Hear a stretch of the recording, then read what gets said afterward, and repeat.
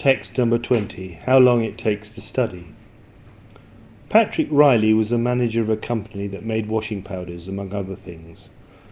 The company employed several scientists whose job was to find new and better kinds of products, including washing powders.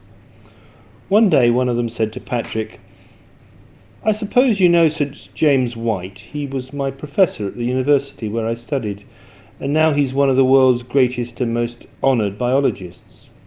"Oh, yes, I know," Patrick answered, "but I've never actually met him. What about him?"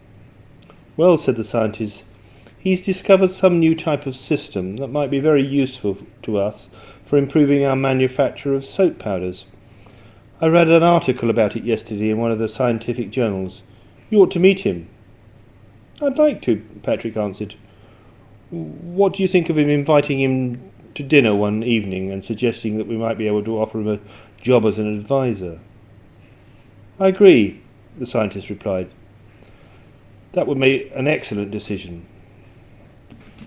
Patrick got his secretary to ring Professor White's office at the university to give him the invitation, and they managed to find a date on which they would be both free for dinner. "It'll be a small family affair," Patrick said, "and I hope Lady White will be able to come too." "Thank you," the professor answered. "I'm sure she'll be delighted to." Patrick had a son of 16 who had finished his O-level examination and was studying for his A-levels.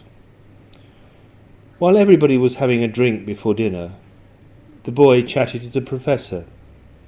"What do you do?" the boy asked. "I study biology," the professor answered.